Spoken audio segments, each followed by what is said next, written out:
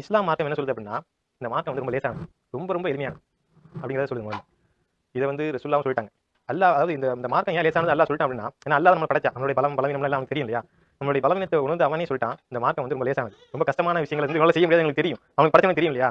அதனால அதை புரிஞ்சுட்டு அவனே அந்த சட்டத்தை கொடுக்குறான். இந்த மார்க்கம் வந்து ரொம்ப லேசானது, எளிமையானது தான். இதை பத்தி உள்ள நம்ம குர்ஆன் ஹதீஸ்ல இருந்து நம்ம என்ன சொல்றாங்க அப்படிங்கிறத பார்ப்போம்.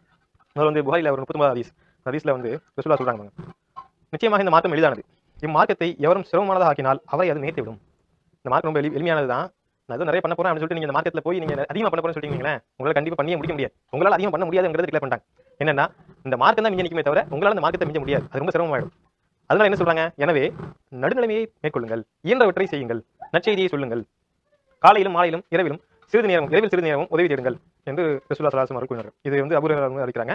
இது புகாரில் உள்ள ஹதீஸ். என்ன சொல்றாங்க அப்படின்னா, இயன்றதை செய்யுங்க, மார்க்கம் ரொம்ப எளிதானது தான். நீங்க பாட்டு இஷ்டத்துக்கு கஷ்டத்தை வந்து இழுத்து போட்டு நான் செய்ய போறேன்னு செய்யாதீங்க.